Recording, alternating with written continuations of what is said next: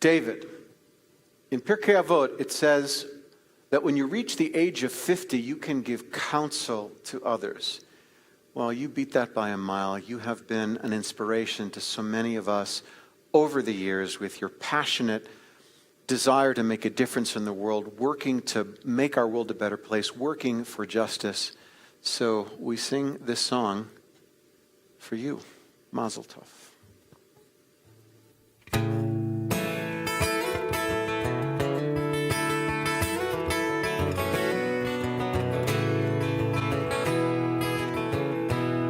Let us gather all together in the cold and in the heat.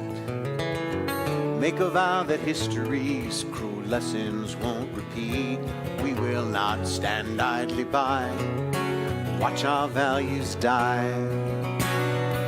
When we heed the call for justice, we are praying with our feet.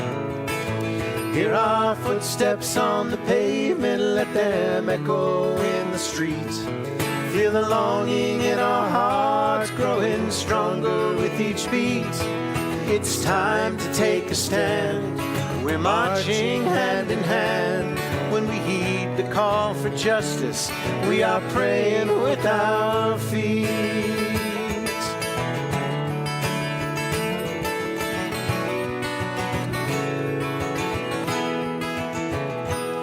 From the California coast to Selma's cruel concrete, from the towers of New York City to the fields of Kansas wheat, wherever people are divided by justice that's one-sided.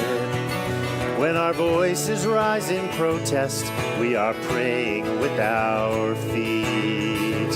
Hear our footsteps on the pavement, let them echo in the street. Feel the longing in our hearts growing stronger with each beat. It's time to take a stand. We're marching hand in hand. When our voices rise in protest, we are praying with our feet. The poor, the tired, the huddled masses yearning to breathe free. The homeless and the helpless, renegades and refugees. Soldiers coming home to their loved ones, oh so sweet. They all march side by side when they're praying with our feet.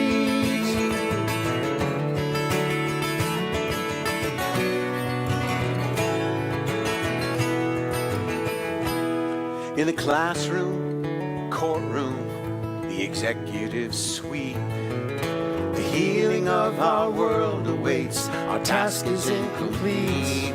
Oh, our work we may not finish, but our passion won't diminish.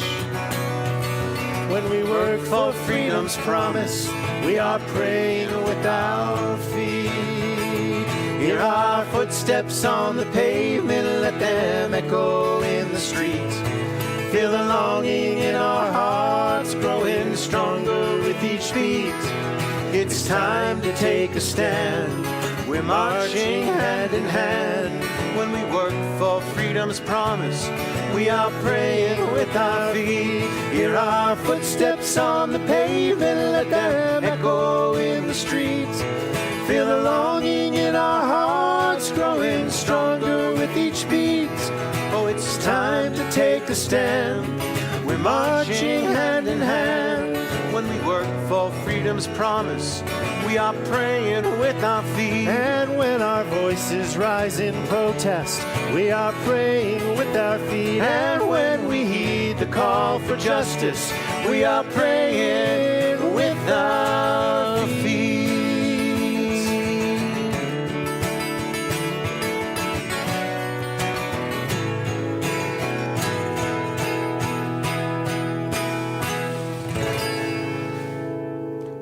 Mazel tov. Good evening, everyone. I'm Barbara Weinstein, and my pronouns are she, her. I'm the director of the Commission on Social Action and the associate director at the Religious Action Center. Welcome to Game 5 of the World Series. In fact, I'm here to welcome you to this celebration of Rabbi David Saperstein's 50 years at the Religious Action Center. I've had the pleasure of working with David since 2002, and I am honored to serve as the MC of tonight's program. You just heard the beautiful song, Praying with Our Feet. It appears on Together as One, which is a song of social justice recordings that was gifted to the RAC a few years ago by Liz Dunst. The song title evokes the words of Rabbi Abraham Joshua Heschel, who said that when he marched in Selma, it was as though his feet were praying. In the tradition of our greatest rabbis, whose actions and moral compass shaped the world around them, David's influence has been felt on every major piece of civil rights, climate, religious freedom, human rights legislation, and so much more over the past 5 decades. He's fought to ensure that race and religion, gender, and sexual orientation are never barriers to full and free participation in civic life. He's championed all people's freedom to worship or not to worship. And he's worked to bring freedom to prisoners of Zion in the former Soviet Union and freedom to the people of Darfur. David has also transformed the reform movements in the broader Jewish community's justice landscapes. He's developed hundreds of community leaders through the Eisendrath Legislative Assistant Fellowship. He inspired thousands of young people by creating the Bernard and Audrey Rappaport Litaken Teen Social Justice Seminar. He trained scores of rabbis to make social justice a central part of their pulpits through the Rabbi Balfour Brickner clergy seminars. And countless Reform Jews have been moved to act by attending the RAC's consultation on conscience. One of those people is Heidi Siegel, my partner and the chair of the Commission on Social Action, and I'm very happy to turn the Zoom over to Heidi. Hello, everyone, and thank you, Barb. I am Heidi Siegel. My pronouns are she, her, and I'm the current chair of the Commission on Social Action, as Barb said. More than 60 years ago, the Commission helped establish the Religious Action Center. Our movement's leaders back then probably could not have envisioned someone with the brilliance, Jewish soul, and dynamic personality of Rabbi David Saperstein, but I know that they dreamed of exactly such a leader. Thanks to the foundation set up by the RAC's first director, Rabbi Dick Hirsch, and the early mentorship of Al Vorsman, David grew and strengthened the RAC into the nation's preeminent hub of social justice. David, on behalf of myself, all of the former CSA chairs and members, current and past, who have been blessed to work with you, Mazel Tov on this wonderful anniversary. You have enriched the CSA's work and helped us champion the reform movement's justice initiatives. We have learned from you, been inspired by you, and been led by you, and we are all the better for it. David's efforts have been fortified by the support of donors who have helped the RAC advance a vision of a world overflowing with justice. And I want to thank all of you who have donated in David's honor tonight, too many to name. Together, you have given nearly $4 million in celebration of David and the RAC. And you'll see the link in the chat if you care to donate still. We are especially grateful to Alice Kuhn and Michael Kuhn of blessed memory. Their $2 million gift in David's honor will help sustain the RAC and its incredible work. I'm particularly happy that we'll hear from Alice later in this program. I hope that she will inspire you too to make a donation this evening celebrating David. You can also add your good wishes for David in our tribute book, and the link is in the chat right now. But for now, I'm happy to introduce a participant on the very first of the RAC's Litaken Teen Social Justice Seminars, and my rabbinic partner, Rabbi Jonah Pesner. Thank you, Heidi Siegel. Appreciate you, and what an honor to be here tonight. I am Rabbi Jonah Pesner. I use he, him pronouns. I'm the Senior Vice President of the Union for Reform Judaism and the Director of the RAC. And I have been following in Rabbi David Saperstein's footsteps for 40 years. Indeed, we met in 1984 when I was at one of those very first Litaken seminars for teenagers. And since then, David, you have been my teacher, you have been my mentor, and you have been a cherished friend. And so, in celebration, David, of your 50 years at the Religious Action Center, I humbly offer this top 10 list, the top 10 things I learned from Rabbi David Saperstein. Number 10, your dreams can come true. You see, year after year, across the decades, young people, my wife Dana and I included, all came to Washington, looked at David and said, my dream is to grow up and be David. But my dream came true. Number 9, start 'em young. In the early 1980s, David had the idea to bring teens to the RAC to discover their power as Reformed Jewish leaders. And since then, David, more than 60,000 young people have attended the Audrey and Bernard Rappaport Litaken seminars and gone on to transform their communities and the world. Number 8, invest in clergy. I was one of the first students at HUC-JIR who traveled to the RAC for inspiration and training. Hundreds and hundreds of rabbis and cantors participated in the clergy seminars, became Balfour Brickner fellows, and today are able to teach Jewish texts that undergird our work and effectively lead campaigns have an impact. Thanks to you, David, for that vision that you had. Number 7, convene the most inspiring conference in Jewish life. When I asked donors why they started giving to the RAC, or I asked leaders how they got involved in our work, many of them say, my rabbi brought me to the RAC for the consultation on conscience, and it changed my life. David, that was your brilliant vision. And yes, the consultation is coming back. Number 6, mean it when you say you are nonpartisan and take Elu ve'elu seriously. Find ways to work for an array of diverse partners and always honor the alternate view. David has always cherished his partnerships with leaders across the ideological spectrum and found ways to work with unusual partners on issues like human trafficking and countering the global AIDS pandemic. Number 5, be rigorous. David, you taught me again and again that if we want to be authentic and legitimately speak in the name of the institutions of Reform Judaism, then the process has to be rigorous and the policy positions precise. And when we do that, we honor the dissenting voices and can proudly raise the voice of Reform Jewish values in the public square, which, David, you did for 50 years. Number 4, bet on creative experiments and then support them. David has always been courageous in trying things, launching pilots, testing innovations. David, you believed in me back in 2006 when you launched Just Congregations with me. Number 3, Jewish social justice begins with small acts of grace, one person at a time.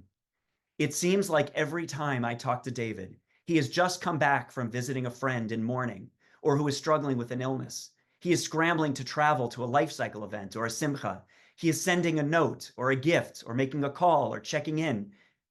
Everyone on this Zoom, think for a second. What story do you have about how David showed up for you in your life?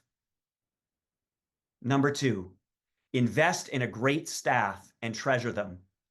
At my installation 9 years ago, as he prepared to pass the Torah into my arms, he actually said the words, I now pass on to you this day the very staff ever assembled. And he was right.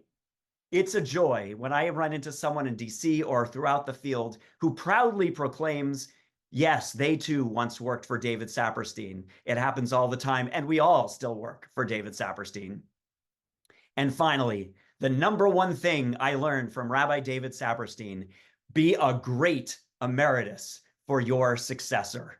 David's project as director emeritus is literally the success of his successor. There is not advice that he won't offer appropriately and kindly. There is not an introduction that he won't make, nor a credential that he won't offer. He is a blessing. He is literally the shamash candle. The more he passes the torch of his light to the next generation, to his disciples, all of us, the more his own candle shines even more brightly and the more light there is illuminating the darkness. And so, David, I speak tonight not in my own name alone. I invoke the names of Kivi and Emily Kaplan, of Rabbi Alexander Schindler, Dick Hirsch, and Lynn Landsberg, and of course, the great Al Vorspan, their memories for a blessing. I offer you blessings and praise and gratitude in the name of all those whose candles you lit, to all to whom you have passed the torch. countless Litaken alumni, legislative assistants, Brickner fellows, RAC staff and alumni, current and past members of the Commission on Social Action, synagogue social justice chairpeople, committee members, team members, and nudniks for justice, more nudniks for justice than there are stars in the sky, and everyone else whose lives you have touched and made better because of your presence. David, on behalf of them, we love you and we thank you. And now we turn to a former president of the United States, because there are multiple former and current presidents who turn to David Saperstein for advice and counsel, but there's one in particular who has called David a friend for more than 30 years, and he wanted to be sure to bring some personal greetings on this special evening. Rabbi Saperstein, David, I'm so proud to add my voice to all those gathered to celebrate your 50 years of leadership at the Religious Action Center of Reform Judaism. For the last 5 decades, you've been one of America's greatest champions of religious freedom, civil rights, and social justice. I'll always be grateful for your wise counsel going way back to the time when I was governor, and especially during the White House years. Your persistent advocacy helped to make me a better president and to make our country and our world fairer and stronger. Thank you for always showing up when it matters. Thank you for fighting the good fights. Hillary and I wish you many more years of continued health, happiness, and fulfillment in service of others. You're one of a kind. Have a great celebration, friend. You deserve it. David has been a trusted voice to presidents of both parties, including working with President George W. Bush on the landmark President's Emergency Plan for AIDS Relief. And in 2014, David was nominated by President Obama and confirmed in a bipartisan Senate vote to serve as the U.S. Ambassador for International Religious Freedom. As President Obama wrote in his tribute to David, through his role as ambassador and a half-century as director of the RAC, he has advanced social justice and religious freedom across the globe and motivated others to do the same. And in recognition of David's unparalleled impact on our nation and world, President Biden also wanted to be sure that he was part of tonight's program. Let me read to you an excerpt of his words.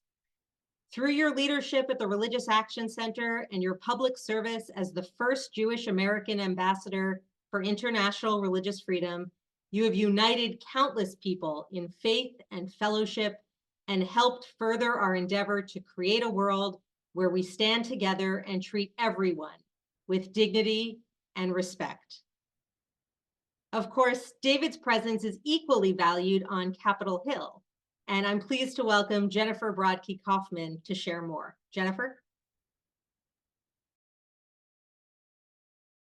Good evening. I'm Jennifer Kaufman, a past chair of the Commission on Social Action and immediate past chair of the URJ's North American Board. My pronouns are she, her. I'm also the proud mother of a former RAC legislative assistant. My son Daniel was in the class of 2001 to 2002, and from all of my experiences, I can tell you that to be with David on Capitol Hill is to experience a masterclass in policymaking. The range of issues on which members of Congress seek out David's wisdom is extraordinary. Fighting anti-Semitism, protecting civil rights, preventing climate change, advancing human rights, ensuring health care, and upholding the separation of religion and state. These are just some of the national and international issues on which Congress members cherish David's counsel. He has testified on Capitol Hill countless times, and his contributions have made the lives of people at home and around the world stronger and safer. In recognition of David's accomplishments, Senate Majority Leader Chuck Schumer honored David with a special tribute in the Congressional Record. In Senator Schumer's words, "It is rare for a single person to accomplish so much and hold so many leadership positions in one lifetime. but it is even rarer to see the profound decency and thirst for justice that has motivated Rabbi Saperstein at every step of his life. Our country is blessed through his life. Jewish Americans are better off because of his good works, and Americans of all walks of life are better off because of the service, the vision, and legacy of Rabbi Saperstein. So on behalf of a grateful Senate, I congratulate the rabbi for celebrating 50 years with the Religious Action Center. Not to be outdone by his fellow New Yorker, House Leader Hakeem Jeffries also wanted to wish David well. Hello, I'm Congressman Hakeem Jeffries, House Democratic Leader and Representative from New York's 8th Congressional District in Brooklyn. It's my honor to add to the chorus of gratitude for Rabbi David Saperstein. I'm consistently inspired by his wisdom, fortitude, compassion, and leadership. He spent his entire career in service of making the world a better place. 50 years ago, he took the helm of the Religious Action Center, where he led and mobilized the Jewish community to fight for civil rights and build a diverse coalition of leaders working to realize the hope of liberty and justice for all.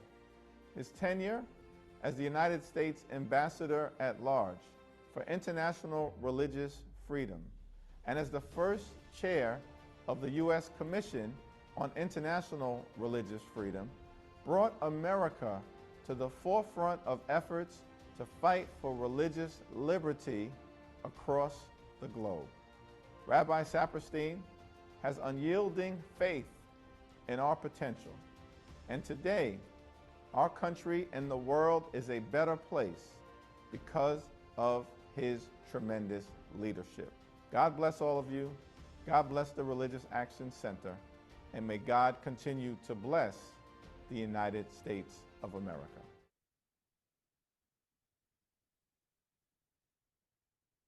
David has always emphasized the importance of bipartisanship, saying that he can't think of a single achievement that didn't involve a bipartisan coalition of decency on Capitol Hill.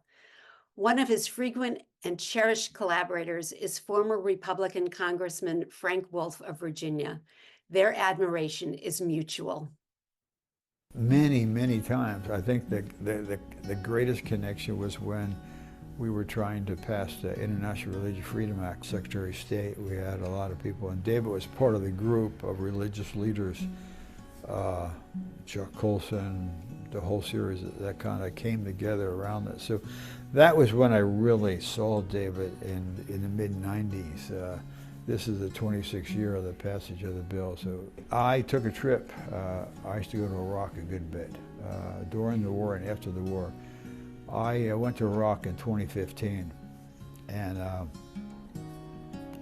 saw a terrible thing. ISIS was running rampant, and they were killing Christians and Yazidis. And I came back and I asked to meet with David. David was then the U.S. Ambassador for International Religious Freedom under Secretary Kerry. What David did, he saved thousands of lives. Thousands of lives. If you still follow the Yazidis, young Yazidi women and girls have been taken away. There's still 2,500 missing. Many were being taken away. They were kicked off Sinjar city and Mount Sinjar, and also David, more than anybody else, did that with regard to the designation, and that saved thousands of lives and helped bring about the defeat of ISIS. So there are many. He was involved in passing the commission, but that's something that he did that probably not very many people know. That it's not a good thing. It saved thousands and thousands of lives. David, may the Lord bless you, keep you, may He make His face to shine upon you, and give you peace, and give you many, many more years to work on these issues. And then my prayer would be that there be other young David Saperstein's out there who will come on and do what you did. God bless you. As Congressman Wolf made clear, David's impact doesn't stop at the water's edge. And I'm so pleased that Carol Sterling, the immediate past chair of the World Union for Progressive Judaism, is here to share more. Carol? Thank you, Barb. I'm Carol Sterling, immediate past chair of the World Union for Progressive Judaism, and my pronouns are she, her. In 2011, I was honored to chair the best URJ biennial ever in Washington, D.C., which included the 50th anniversary of the Religious Action Center. For me as a Canadian, it was the first time I had the opportunity to work closely and witness for myself the magic and awesomeness of Rabbi David Saperstein.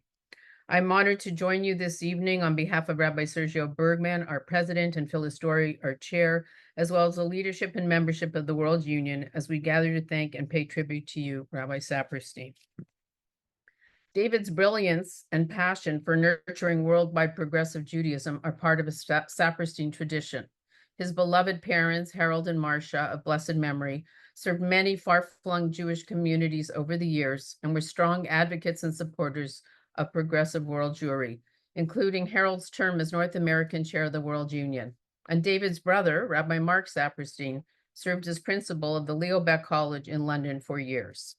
So we were delighted when, in 2019, Rabbi Saperstein agreed to serve as president of the World Union as we transitioned from the leadership of Rabbi Dan Freelander to Rabbi Sergio Bergman.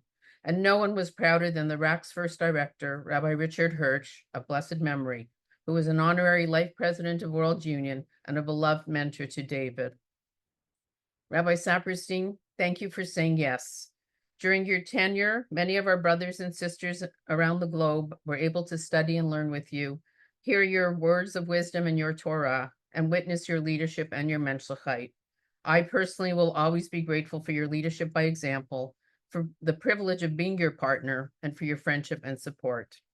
You guided us through a gender audit, succession planning, fundraising, a gala celebrating Stanley and Leslie Bergman and their families with World Union's International Humanitarian Award. You helped us to strengthen our partnerships with our affiliates and the national institutions. Together, we honored Rabbi Nama Kelman and Rabbi Levi Kelman with the Rabbi Richard Hirsch Award at the Chicago Biennial in December of 2019. You traveled around the globe on behalf of progressive Judaism, and I was very grateful when you made it out of Australia just before they closed the borders when COVID struck.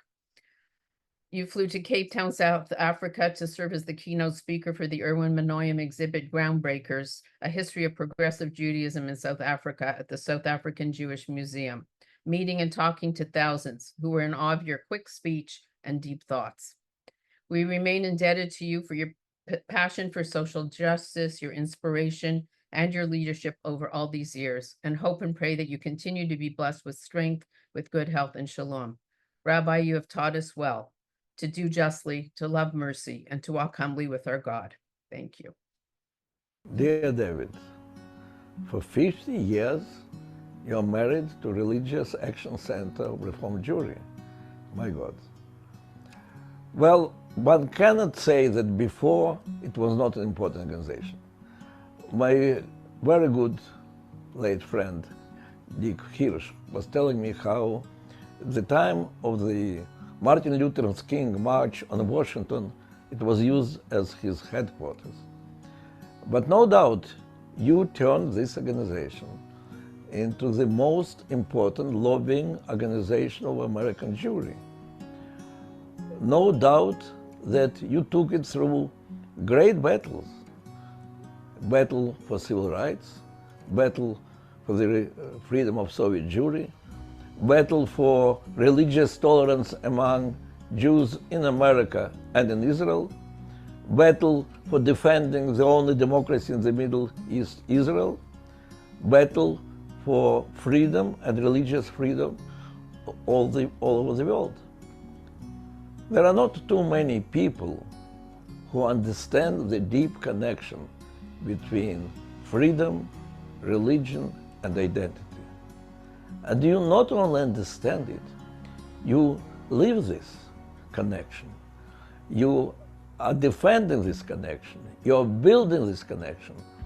And you know, One must have a lot of tolerance and wisdom and patience, and I would say nobility, to deal with these questions as successfully as you did. Dear David, it is such a pleasure to work together with you, to be your friend and your comrade in arms. Thank you for all these years of friendship and struggle. I'm Rabbi Rick Jacobs, the president of the Union for Reform Judaism. My pronouns are he, him. And like so many others, I have been the beneficiary of David's wise counsel and close friendship over the years. For the last 50 years, Rabbi David Saperstein has been the URJ's moral North Star, our mentor and our counsel. Ein kamohu. There's simply no one like him. For 5 decades, David has brilliantly served the URJ, the RAC, the Reform movement, and the wider faith community, including his role, as you've heard, as the U.S. Ambassador for International Religious Freedom in the Obama administration. Indeed, David is one of the most intellectually curious, morally uncompromising, and politically adroit leaders who has forged strong personal bonds with just about every single person he has ever met. I've always been amazed by the way that David creates strong relationships with political adversaries. One such case was the late member of Knesset, David Rotem, an Orthodox lawyer who tried to legally undermine all non-Orthodox conversions in Israel. Most of us railed against him, but not Rabbi David Saperstein. No. David had a very different approach. He actually got to know member of Knesset Rotem and to forge a very strong personal bond. A few years back, I bumped into MK Rotem in the Knesset. I was ready for a verbal fight. But before we sparred, Rotem found out I was a leader of the Reformed Jewish community. So he asked, "Do you know David Saperstein?" I said, "Of course I know David." Rotem's whole demeanor immediately softened as he spoke of David's brilliance and humanity. He said about David, "That is one exceptional rabbi." It wasn't that our David is a pushover, which many of us have learned when we have tried to argue with David about some important or maybe even some less important issue. You see, to David Saperstein, an adversary is someone who we haven't yet won over. Today's social justice is regularly challenged as an authentic expression of serious Judaism, for which David wrote the very perfect rejoinder. He wrote a few years back, "There's no such thing as social action Judaism, that the thread of social justice is so authentically and intricately woven into the many-colored fabric we call Judaism, that if you seek to pull out that thread, the entire fabric unravels, that the Judaism that results is distorted, neutered, is rendered aimless." In Pirkei Avot, the sayings of the sages, we are taught, "Va'amidu talmidim harbe," raise up many, many disciples. Well, Rabbi David Saperstein's disciples can be found everywhere throughout our movement and well beyond. It's not only the RAC's former legislative assistants, but countless others who have been shaped by David's mentorship, influenced by his brilliant thinking, and carry his unique brand of social justice into their worlds. Did you ever wonder what the biblical prophets were like? Imagine getting to know Isaiah, Amos, or Micah, the ancient leaders who challenged the most powerful people and ideas, all the while setting forth a vision for a more just, compassionate, and peaceful world. None of us will have that opportunity, but having the privilege of working with and knowing Rabbi David Saperstein is the next best thing. But don't take my word from it. Our beloved friend, member of Knesset, Rabbi Gilad Kariv, well, he feels the same way that I do. David represents this unique combination of being fully devoted to the continuation of the Jewish people, and at the same time, in the legacy of Reform Judaism, to present our contribution to the well-being of the entire human race. David played a critical role in making sure that the voice of Reform Judaism is well heard in this building, in the Israeli Knesset. He played such a powerful role in helping the Israeli movement to form, to establish, to develop the Israeli Religious Action Center. And from my perspective, David is one of the champions of our long ongoing battle for freedom of religion and for human rights in the Jewish and democratic state of Israel. Well, there is a beautiful Talmudic legend that is talking about a person walking in the desert and reaching a beautiful palm tree. And this sage, this rabbi, is telling to the tree, I want to bless you, but you have sweet fruits and you're such a comfort to the people that are traveling through the desert. What can I bless you with? And in the end of this Talmudic discussion, the rabbi tells the tree, I wish that your followers or the young trees that are coming out of your seeds will meet your standards. So my best wish to David that he will enjoy many followers, many disciples, many successors that will try to reach his great, important, and inspiring standards. At the beginning of our program, you heard about Alice Kuhn, who, with her late husband, Michael of blessed memory, has been a true friend to the RAC. We're so deeply appreciative of the generosity they've shown in David's honor. We wanted you to hear directly from Alice about why this commitment is central to her understanding of Tikkun Olam. And we hope that you'll join Alice in making your own contribution to strengthen the RAC in David's honor.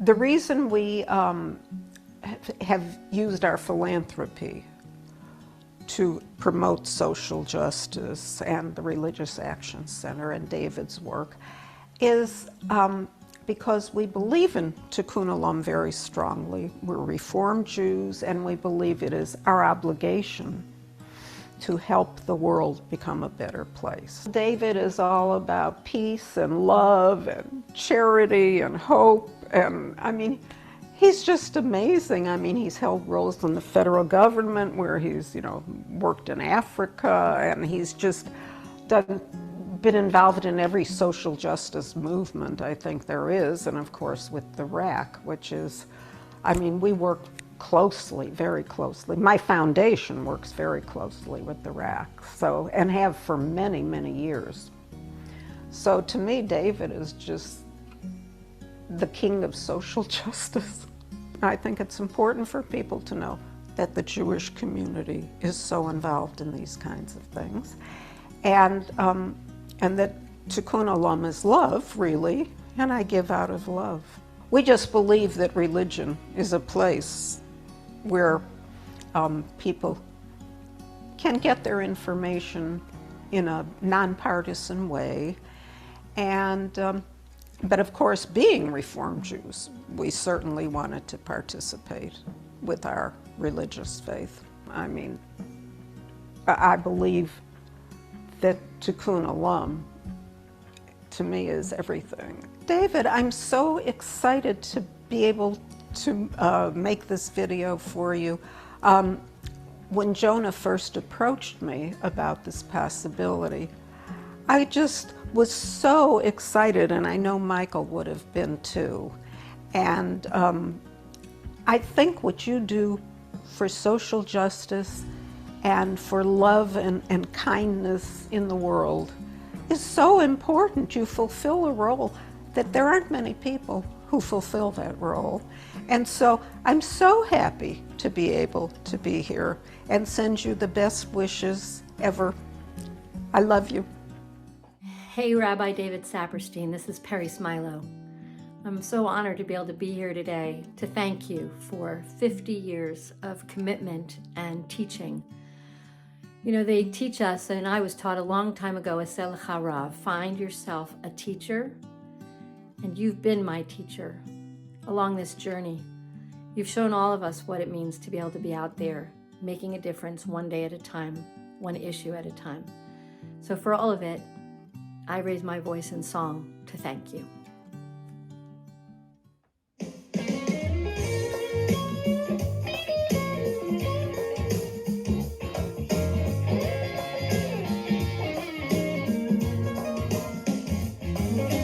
One is enough to till the land. One can make music loud as any band. I say one's all it takes to reach out a hand. One is enough to take a stand. I say one. It's you, David. One.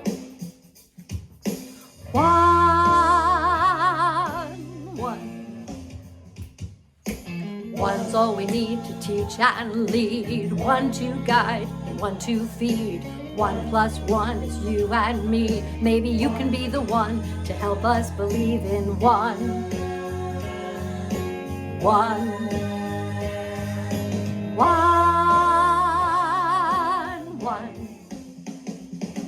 In a world with so much plenty, we've got all that we need to care for our children, the sick and those not free. Each one of us must listen well, wake up and heed the call. Step in, reach out, lift up, one voice still matters after all.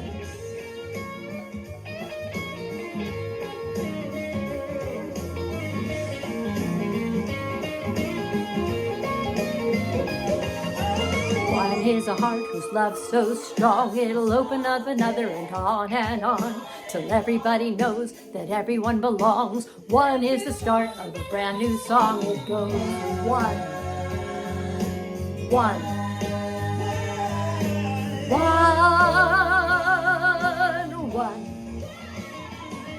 In a world with so much plenty, we've got all that we need to care for our children, the sick and those not free. Each one of us must listen well, wake up and heed the call. Step in, reach out, lift up, one voice still matters after all. One is enough to till the land. One can make music loud as any band. I say one's all you need to reach out a hand. One is enough to take a stand. I say one.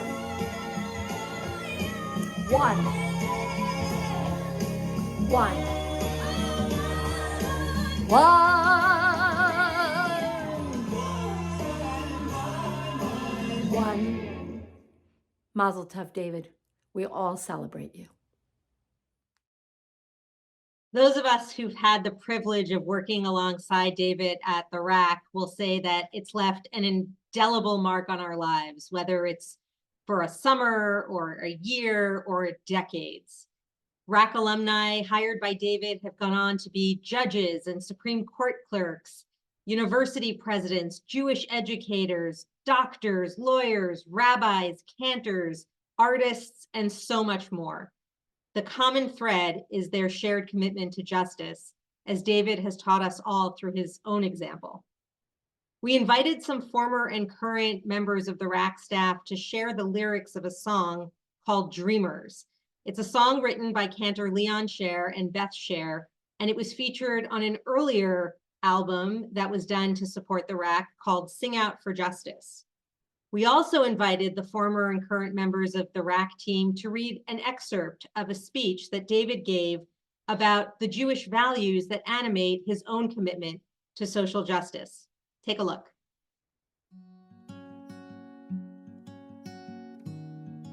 We each have lonely hours. We wonder how we'll cope. We've been in darkness, drowning, deprived of all our hope. We've questioned God's great wisdom, giving all of us free will. To choose, to risk, to do what's right. Though we're imperfect still. But then a leader comes who's not afraid to dream. A preacher leads with faith and dares each cynic to believe. A preacher makes his life a lesson so we won't forget. A journey of 1,000 miles begins with just one step. Dreamers, we're all dreamers. Like a candle shining light where it is dark. A dream's a promise your mind makes to your heart. Like a road you take, not knowing what you'll find. A dream becomes a challenge your heart makes to your mind. The infinite value of every human is rooted in the notion that we are all created in the image of God. That all of us have the spark of the divine written within. This applies to all people. The fundamental equality of all people is rooted in the Midrash's stories that asks why we are all descendants from one couple, Adam and Eve. Why was Adam made from the dust of the four corners and the four colors of the earth? The answer is so that none of us could claim that our ancestors were greater than anyone else's. We are all equal before God. The belief in the perfectibility of individuals and societies is a distinctive characteristic of Jewish thought. The Messiah will not come from a cataclysmic event signaling the end of history, or through the creation of a supernatural order, but through the work of our own hands. Judaism is not passive about justice. Rather, there's an affirmative obligation for each person to pursue justice. We are called to be partners with God in the work of Tikkun Olam, the healing of this broken and hurting world. Jewish theology teaches us that when God created the universe, one part of creation was left undone. That small part was the creation of social justice. And allowing us to be partners with God in completing creation. God ennobled humanity. The work of social justice is God's work. Thank you, David. Thank you, David. Thank you, and I love you, David. Thank you, David. We were all in your debt. Thank you, David. Thank you, David. Thank you, David. Thank you, David. Thank you, David. Thank you, David. Thank you, David. Thank you, David. Thank you, David. Thank you, David. Thank you, David. Thank you, David. Thank you, David. Thank you, David. Thank you, David. Thank you, David, for allowing me to be a small part of the work you have done. Thank you, David. Thank you, David. Thank you, David. Thank you, David. Mazel tov. We love you and we're indebted to you. How would we ever know where we would go or who we would be if we were not shaped by the RAC, by all the incredible people who work there? Mazel tov. David, from the entire staff of the RAC, past and present, thank you for helping heal what's broken in the world, for teaching us by your example, and for making each of our lives fuller and richer through your presence. Before we hear from you, we have a special blessing from the CEO of the Central Conference of American Rabbis, Rabbi Hara Person. David, you have been such a blessing to me and to so many. We have been blessed with your passion for justice, for Judaism, and for the people you care about. You have transformed a reform movement with your passion and compassion, given voice to the voiceless, and raised up the issues that so deeply impact on all of us. You have been our teacher and our leader, adding nuance and depth to our communal strivings for a better country and a better world. May you be blessed as you enter this new age and stage. May you know how much of a difference you have made in the lives of our rabbis, in the lives of all Jewish professionals, in the lives of the LAs who have had the privilege to work with you, in the lives of your colleagues, in the lives of Reformed Jews, and in the lives of Americans of all streams and stripes. David, you have been a blessing to us. May you be blessed with strength of body, spirit, and mind as you continue to fight the good fight on behalf of all of us. Thank you for everything. And Mazel Tov. Friends, without further ado, Rabbi David Saperstein. Wow. I'm really speechless. I am truly speechless. I am so deeply touched and moved by everything that's been said. One of the people who are gathered here, I'm here with about 20 or so Washington colleagues and friends representing the cross-section of the social justice causes and efforts that for 50 years at the RAC has afforded me the opportunity to work in. One of them came with a present that was so compelling, you're going to be stunned that I'm going to change my political colors. So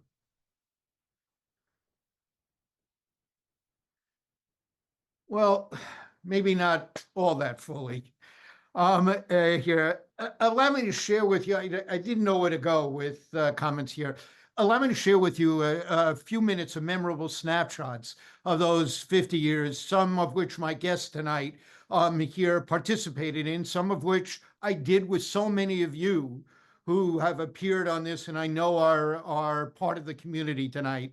Seeing you evoke such sweet and inspiring memories. But before those 50 years, one even earlier but appropriate snapshot. So I can't see you, but honestly, smile if your computer is sitting next to a TV on mute, watching the World Series. So my first snapshot is this: 3:45 p.m., October 4th, 1955. After losing 5 World Series campaigns against the Yankees, the Dodgers finally prevailed over their rivals, thereby clarifying for this 8-year-old the theology and politics and lessons that speak across the decades to this dark moment in human history. The lesson that good will in the end triumph, and one day the Messianic age will come.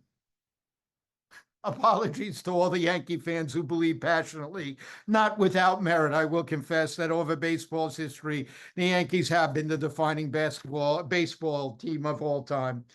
My earliest RAC-related snapshot, September 8th, 1974, 11:04 in the morning. My radio in the car was interrupted as I was crossing the George Washington Bridge on my way to Washington to hear President Ford pardon Richard Nixon for any Watergate crimes he may have committed. How quaint to be stunned by the notion that a president might have committed a crime.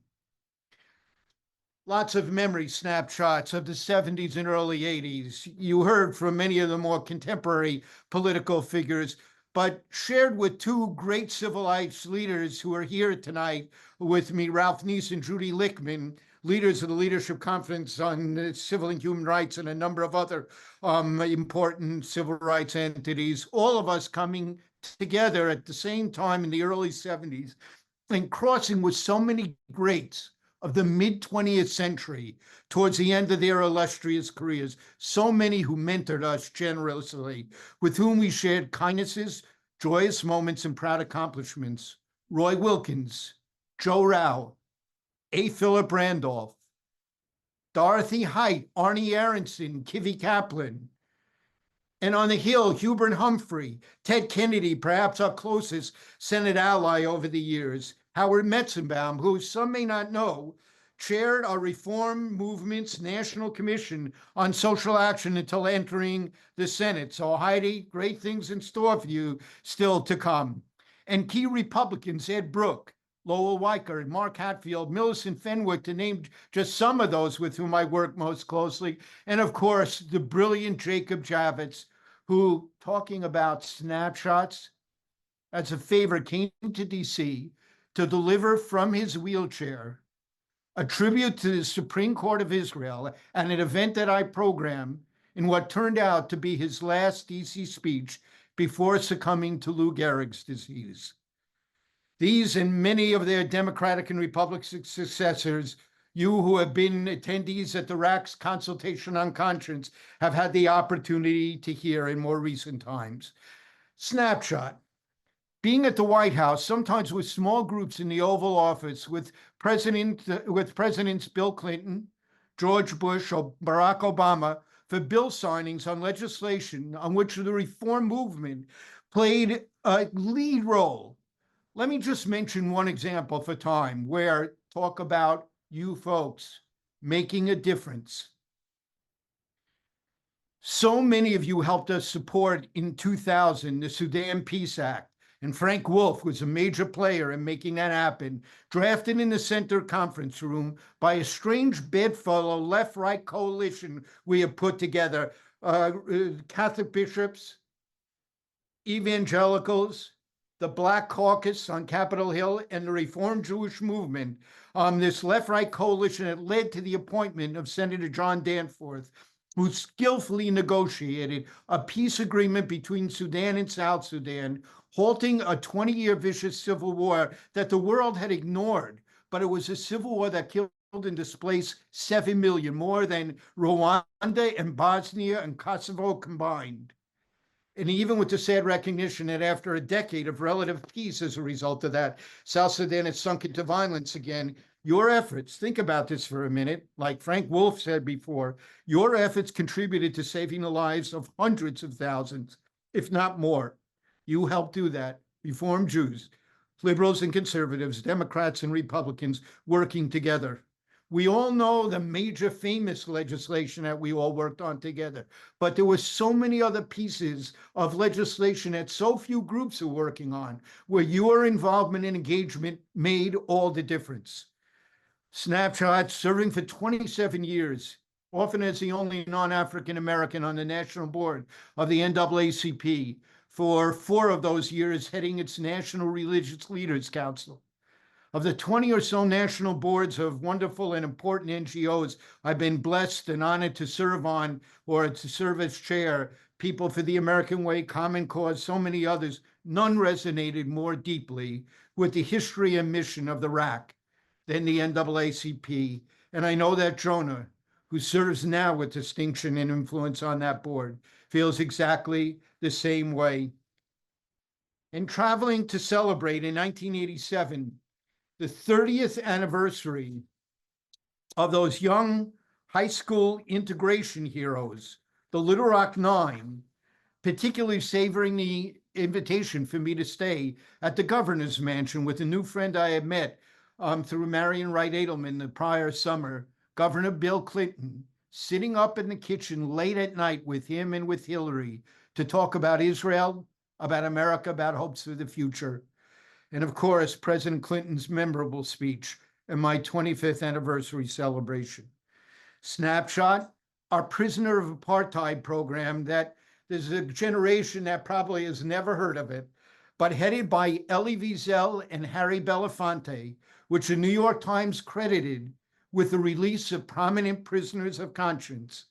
So too, as the U.S. ambassador for religious freedom in a Khartoum courtroom, as the judge freed Sudan's 2 most prominent religious prisoners of conscience, or being in capitals of nations when oppressive restrictions on religions were eased, these two were immensely gratifying and unforgettable moments for me.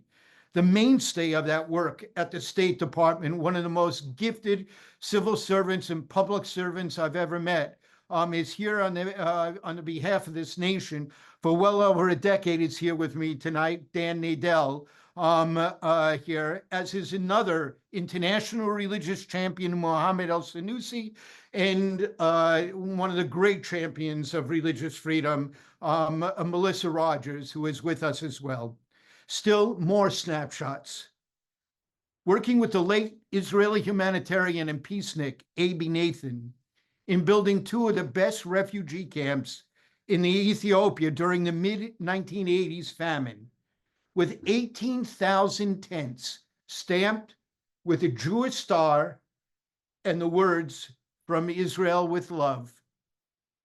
And with Glenn Stein's help, running medical teams into the Jewish area of Gondar when every other Jewish group had been kicked out of the country. It required a trip with Dennis DeConcini and Paul Tribble, Republican Democratic members of the Senate Foreign Relations Committee, with me to help negotiate that treaty. But what a difference it made. Or snapshots of what took place in the RAC building itself. As a legendary American Jewish Committee representative, Hyman Bookbinder, Bookie used to say, if the walls of this historic conference room could talk, they would resound with some of the great social achievements of the past half century. The Dalai Lama's first Seder, Black and Jewish members of Congress and their families gathered together to share Passover Seder. Carrying George Wallace in his wheelchair up the steps of the then disability inaccessible RAC in 1976 where he first apologized for racist comments he had long made about blacks and some about Jews, and later that same day, where soon-to-be President Jimmy Carter first met national Jewish leaders. That RAC conference room transformed for 2 months into the nerve center of that 1987 March on Washington that Natan Sharansky spoke about, the March for Soviet Jewry, with 250,000 supporters greeting Mikhail Gorbachev with the cry, "Let my people go." And for the past 4 elections, the same conference room for weeks filled to the brim with postcards being sent around the country to be disseminated to hundreds of thousands of potential voters by our Every Voice, Every Vote synagogues, many represented on this Zoom call, along with their numerous other 501c3 election efforts. Together, this comprises the largest such get out the vote effort in the American Jewish community. You should be so proud of what you are doing. It makes such a difference in this election. And above all, the countless coalitional meetings and vital legislation for which the room is famous. There are so many organizations, so many entities within Reform Judaism that made this all possible. The URJ, the CCAR, the WRJ, it was the congregations, and most particularly the rabbis, so many of whom opened doors to their senators and representatives to us, to key coalitional allies, so many of whom are social justice stars themselves in their own communities and beyond. All that provided the political clout that contributed and contributes immensely to the passage of historic social justice legislation and to stopping some terrible legislation. And I would flag with pride that our recently established Linda Share Fellowship Program allows the RAC and WRJ to focus more effectively at this crucial moment on the battles for reproductive rights and women's rights writ large. These snapshots, so many more, you all made possible. I was blessed by teachers and colleagues that have made this work possible for me and guided me. Heroes. Who gets to work their entire career working under the tutelage of his or her heroes or alongside some of the most visionary and effective leaders in Jewish life, legends of Jewish social justice, Littman, Hirsch, Brickner, Gittleson, Jacobs, too many who deserve to be named. And there are too many leaders of URJ affiliates and particularly the Central Conference of American Rabbis to name, but they were all social justice champions and leaders. They contribute so much and so vital to our success. And this must be said, were our 4 eloquent, political, gutsy URJ presidents, Maurice Eisendrath, who first hired me, even before the RAC, to work at the union, Alexander Schindler, Eric Yaffe, and of course, the amazing Rick Jacobs, champions of social justice, all able to garner media attention to our causes, mobilizing the movement in biennial speeches and in talks in many other fora to embrace our priority positions. I could not have asked for more support and partnership than from those 4 Gedolei Hador, those great ones of their generation. Rick, Eric, I'm eternally grateful to you both, for you have contributed to the cause that everyone on this phone call cherishes. And just to name them, Al Vorspan and Label Fine, whose mentorship, gift for language, political savvy, and moral courage were my touchstones.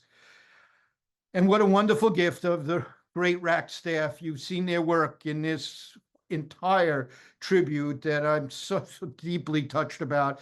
I'm so proud of Jonah Pesner, eloquent, inspiring, who's not only become a major figure both on Capitol Hill and amongst our key civil society and religious community allies, but has led the RAC in expanding our influence in states throughout the country that has been remarkable and groundbreaking and so important to our struggles for social justice.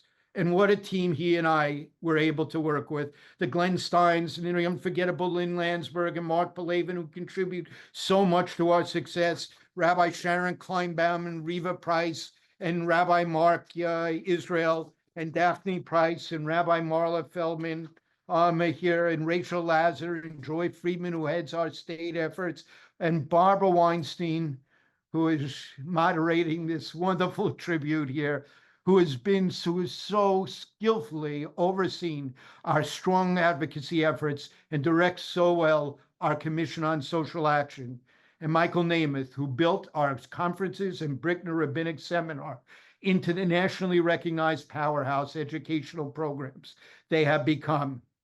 And the two of them do so much for the URJ beyond the work they're doing for the RAC. There are so many indispensable staff. You saw them in that lovely sing out of the lyrics of that wonderful song that the chairs did, and I'm so grateful for. And the lay leaders of the Commission on Social Action, themselves, so many of them, major figures in the battles for social justice, whose gift of time and talent made them key partners. And of course, every one of the nearly 300 Eisendrath legislative assistants, you've heard the kind of careers they've gone on to. For my entire career, all these good people have been the heart and sinew of the RAC. Because of what all these talented people do day in and day out, and far, far too many nights, I have enjoyed a career of purpose and achievement of which I could have never dreamed 50 years ago. Truly, this tribute is theirs as much as mine. A personal word. For me, as I suspect for many of you, it started with my family.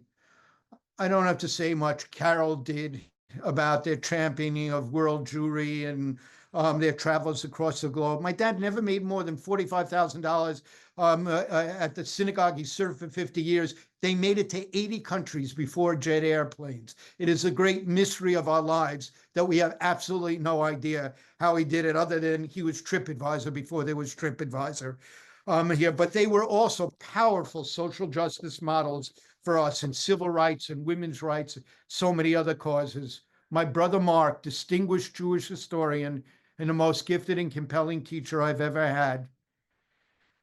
To my parents and Mark and all of you who knew me back then, I owe a debt to all of them for putting up with me when I was a kid with what my grandmother called such a wilde chaya. For those of you who don't know, you speak Yiddish, it means a sweet, well-behaved young boy.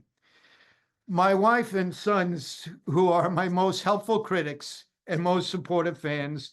Many of you know Ellen, an award-winning journalist of whom I'm so proud, whose wisdom, judgment, patience, and love sustains me every single day. And my two boys, Daniel and Ari, with their artistic gifts, their breadth and depth of knowledge and culture, storytelling, philosophy, politics. What a joy to be the student of your children. And as to all our children, you know, when we bring those scores of thousands of high school, college, rabbinic, cantorial students who come through our conferences over the year, as well as the Eisendrath LAs, I take pride that the center can do one thing perhaps better than any other institution in Jewish life. It can inspire and influence these young people to become just like you.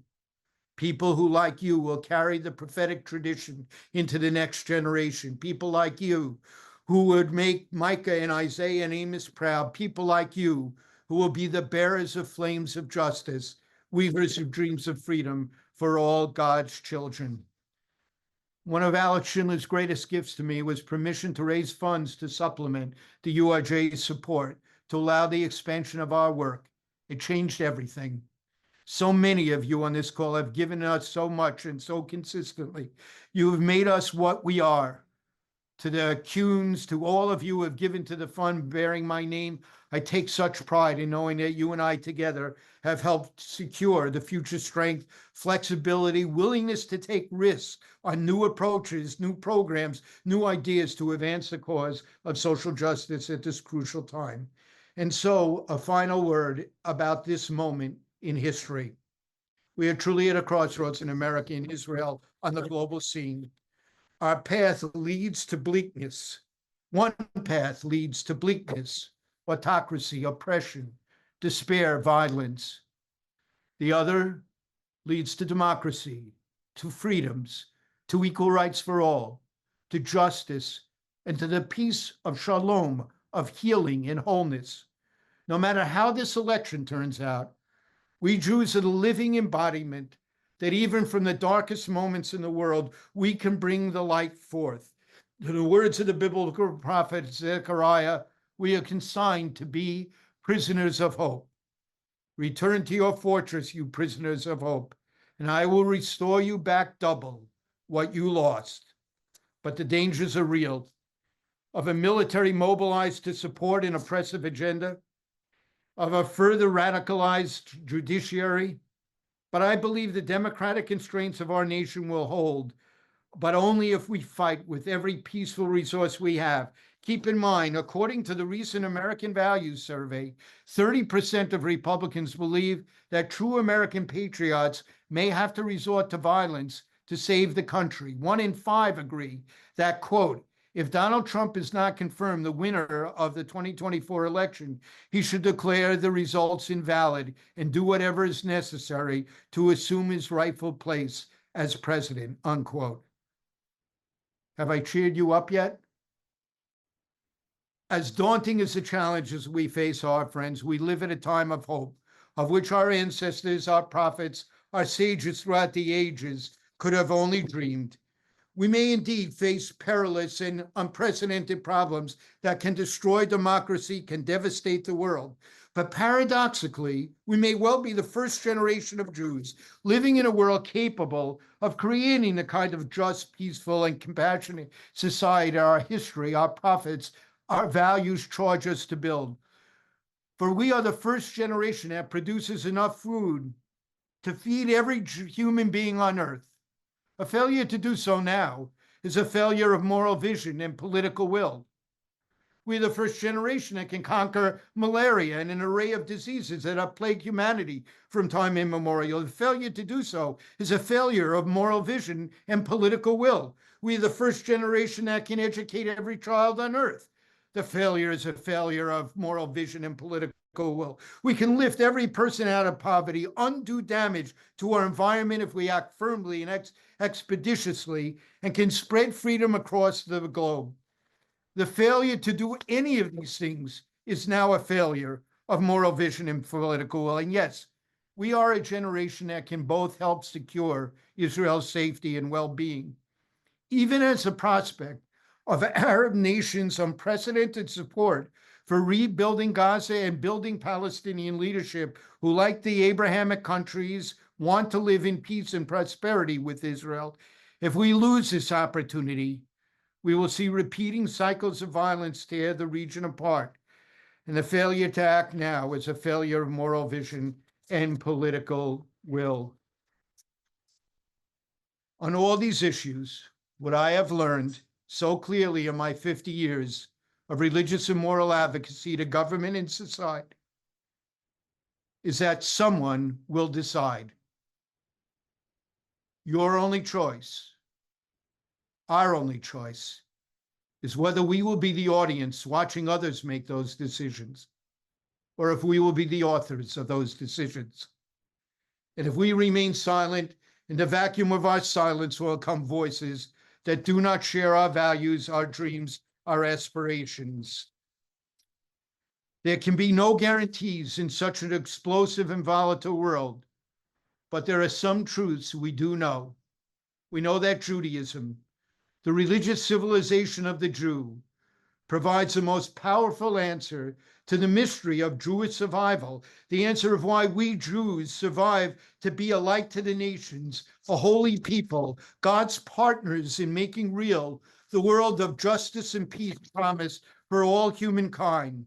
The faith of the Jew, God, Torah, and Israel, has preserved a people, a God-intoxicated people, whose moral vision has graced the world, a people that has sought relentlessly to keep humanity human.